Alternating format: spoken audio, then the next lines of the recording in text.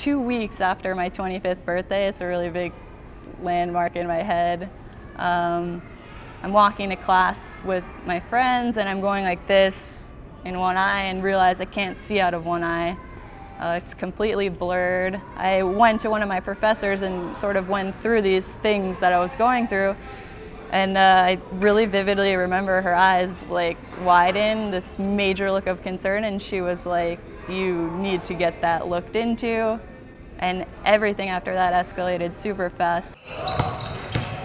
A young fit athlete who loves hitting the hardwood shooting hoops, Leigh was diagnosed with multiple sclerosis in October 2013.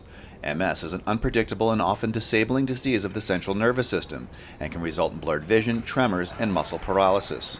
I don't think that there's anything more terrifying than being alone and hearing like you're 25 years old and your life is changing in a second.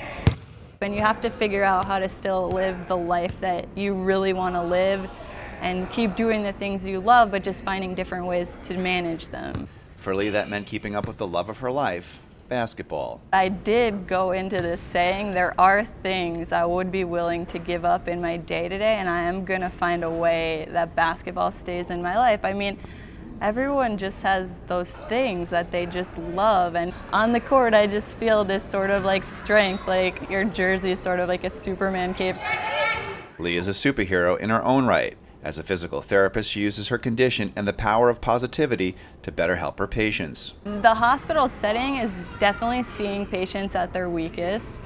And I think I always was a compassionate person, but having been in the hospital as a patient, not as someone working in the hospital, really puts things into perspective. I think it's a blessing and a curse to be so medically aware. When I'm working with these patients at their weakest, at a very vulnerable state, which anyone's in the hospital, I really feel like I can relate to all of them, and I think it's really been a way that MS has made maybe a positive impact in my life. It's really helped my patient care and my ability to relate to people. She's also using her powers of good to raise money for the MS Society in the hopes that one day they'll find a cure.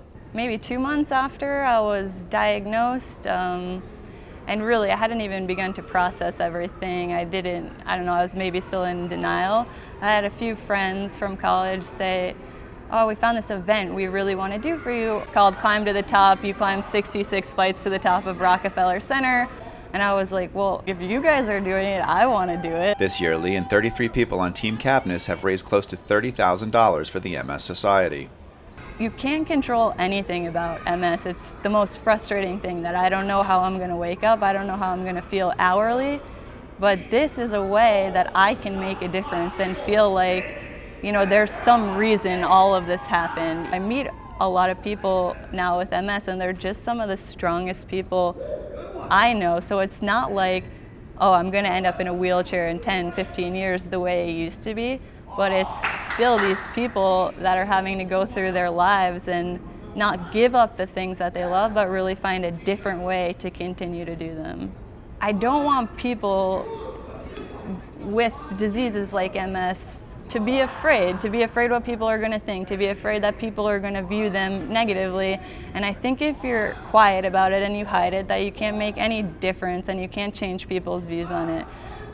But really my advice is to face it head on, don't face it alone. Everyone gets thrown curveballs. I realize that this is an immense one for me, and it's one that doesn't seem to slow down, but you only get this one shot at life, so can't have something bad happen to you and then take it as, you know, the downfall for the rest of your life. You still have to make the best of it. Now I'll have days where I just feel so crappy, and then I put on my Jordans or whatever, step on the court, and I really just feel like so much stronger, like I'm still doing what I love.